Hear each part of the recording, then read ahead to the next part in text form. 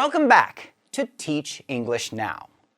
In our last module, we presented information about warm-ups and objective discussions, usually done at the beginning of a lesson plan. This now brings us to what we often do in the middle of our lesson plans. And that relates to our next topic, presenting information and modeling. In the next couple of videos, we'll talk about presenting information. And after that, we'll discuss modeling. In this video, let's start our discussion and talk about not only presenting information, but presenting well. Let's begin. It is strange to think lectures or presentations might ever be considered old-fashioned or outdated. However, there are a growing number of theories that suggest that curriculum is best learned without the teacher presenting lectures and information in front of a classroom. There is, for example, a growing literature that suggests that problem-based and experiential learning, learning through case studies and online self-directed learning may be the best way to engage students and get them to learn in a way that is sticky. I'll explain what I mean by sticky in a moment. On the other hand, most teachers still hold to the view that there will always be a place for a teacher to carefully and thoughtfully guide students down a path that will instill information to students who will then construct knowledge and understand new skills. But for me, the question isn't whether or not lectures are bad or whether or not, for example, online learning is good. In my view, the real question is something like this. What can teachers do to make their material sticky? By sticky, I refer to the idea that whatever you teach and however you teach, the instruction should be three things. Memorable, meaning students can recall the information. Usable, meaning students can use the information as a vital life skill. And durable, meaning students can, even after a long period of time, still recall and use the information. Memorable, usable, and durable. An acronym, by the way, that spells MUD, which, as we all know, is quite sticky. P.S. Use acronyms and other mnemonic devices. They are often exceptionally sticky.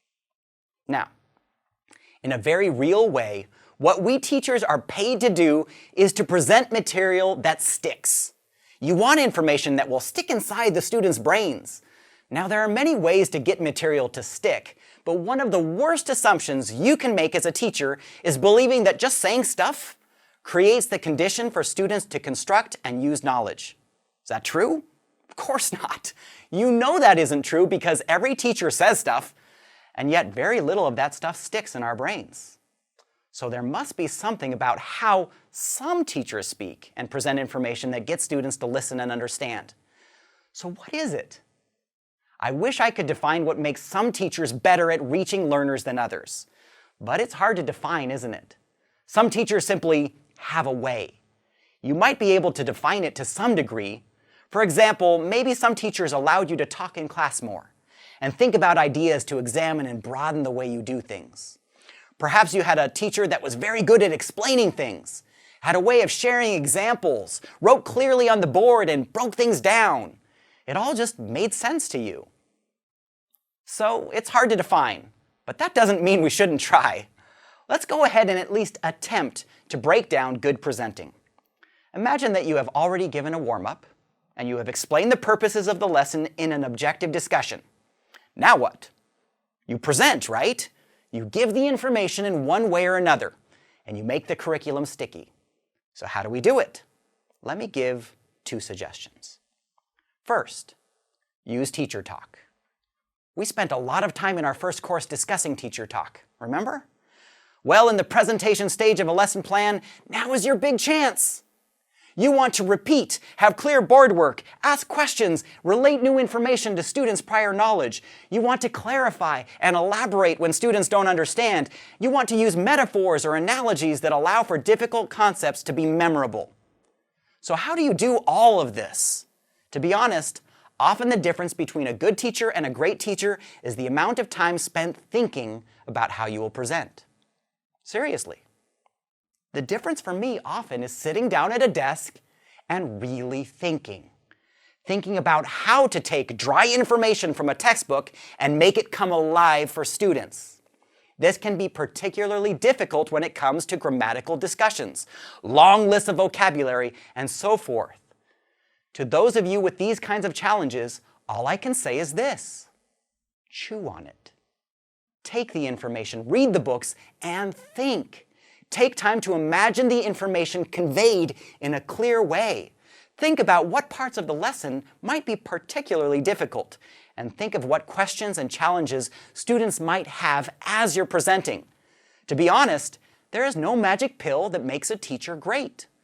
Often what makes a teacher great is the sweat equity, a fancy term for hard work that the teacher puts into his or her lesson.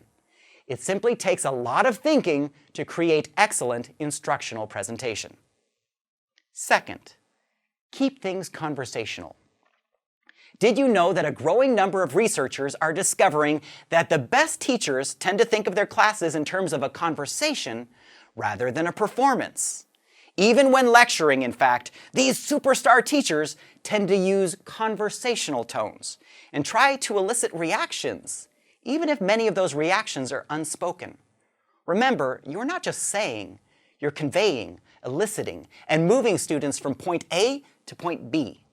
This way of instructing allows for a learner to stay engaged, answer questions both quietly and out loud, and be ready to participate more fully. In this mode of instruction, teachers can use important teaching tools, such as getting feedback, asking probing questions, and changing the pace of instruction. Remember, you are having a conversation, not a performance, and you are constantly receiving cues from your learners. Going along with keeping things conversational, don't be afraid to get a little personal with your learners. Research into the psychology of learning tells us that we remember things better when we have an emotional connection to it. Telling a story from your life to illustrate a point, for example, is a great way to connect with your students and help them connect what you are trying to teach them. In Module 1, we talked about using warm language, which is another great technique to connect with students. To end this small discussion of ours, can I restate the two ideas I've just shared? If you remember, in today's video, I discussed using teacher talk and keeping things conversational. You may have noticed that the first skill, teacher talk, refers to your ability to talk to students clearly, carefully, and with attention to details. The second skill, keeping things conversational, refers to your ability to get students themselves to talk clearly, carefully, and with an attention to details. First, how you talk. Second, how others talk. Just thought I'd restate the information from our video in a new way. I hope it's sticky. I guess we'll find out in the quiz. Thanks for watching.